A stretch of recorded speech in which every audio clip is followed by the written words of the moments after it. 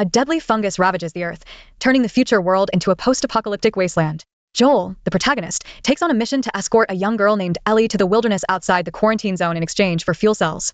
However, shortly after they set out, Joel discovers that Ellie is infected. The man, hiding his worries, first took her away from the quarantine zone. Only after reaching a safe house in the wilderness did he confront her. "What's with the wound on your arm?" Ellie rolled up her sleeve, showing that although she was bitten, the wound hadn't become infected.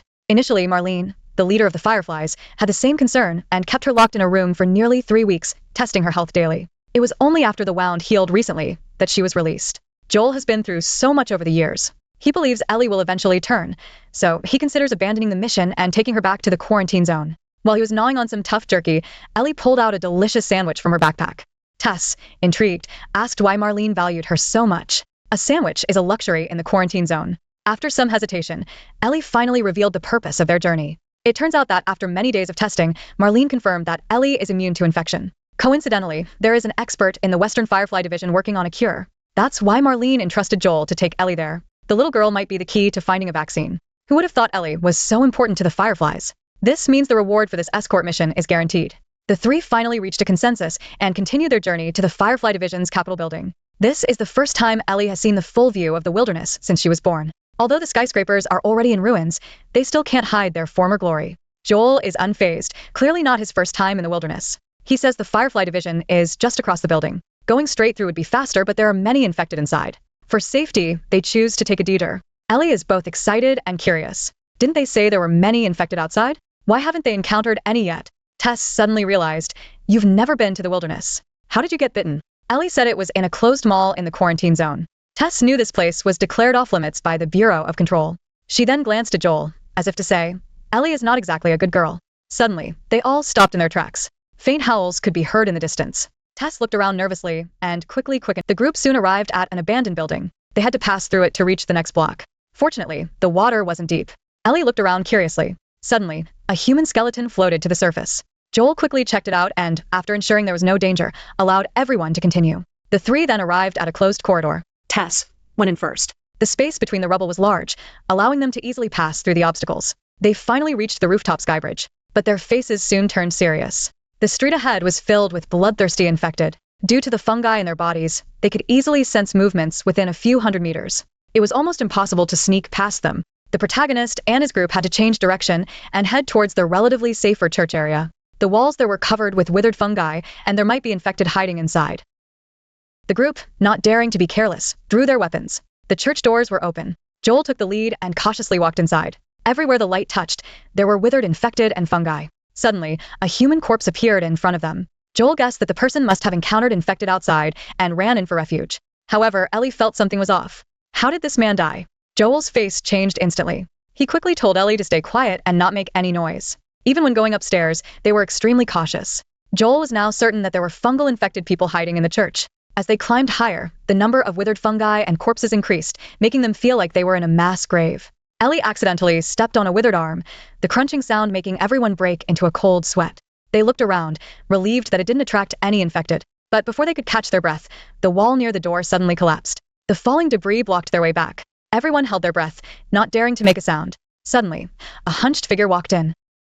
Joel's face turned pale as he signaled everyone to hide behind the cabinet. These infected are extremely sensitive to sound, so don't make any noise. The entire hall echoed with the eerie growls of the infected. Ellie, experiencing this for the first time, couldn't help but breathe a bit heavier. Joel quickly raised his gun and fired. Suddenly, another infected emerged from the darkness. In the chaos, the three got separated and hid individually. Joel was worried about Ellie's safety. After carefully avoiding the infected, he finally spotted her. Just as they were about to leave, Joel accidentally stepped on some broken glass. The infected immediately rushed towards them. Joel quickly shot and killed it. But soon, another infected appeared. Tess, who was hiding nearby, swiftly attacked it with an axe, damaging its hearing. Joel then shot it, finally eliminating all the infected.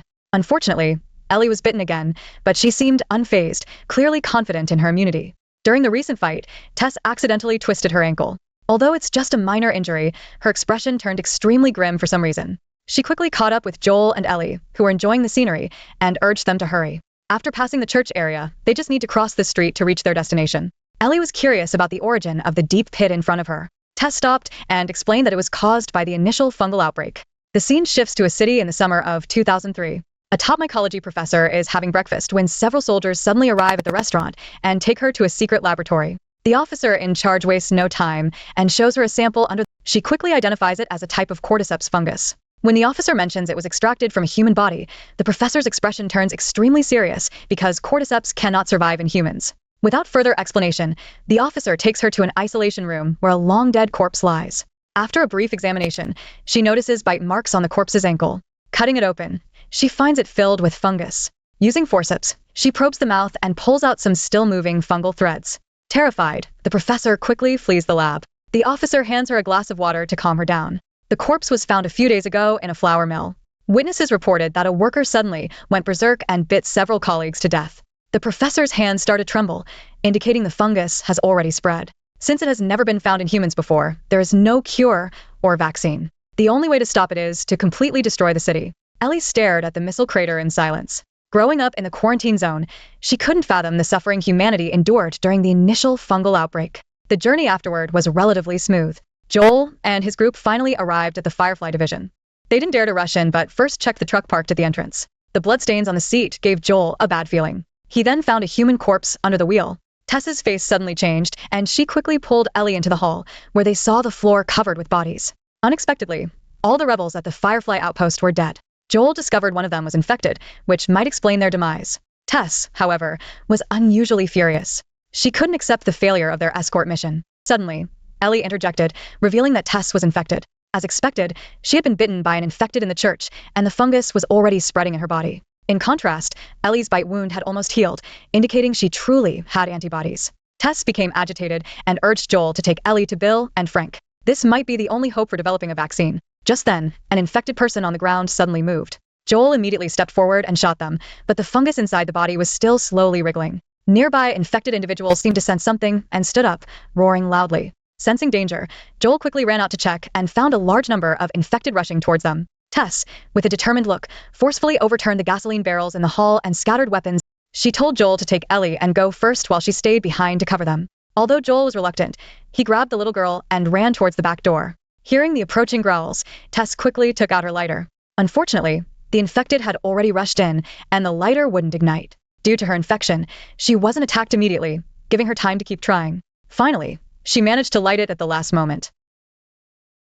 Joel and Ellie stand outside the building, watching the raging fire with sorrow and reluctance in their eyes. They have lost a companion, a harsh reality of the post-apocalyptic wasteland. Are they already? Hello. With Tess's departure, Joel and Ellie will meet an important ally, the fearless Bill.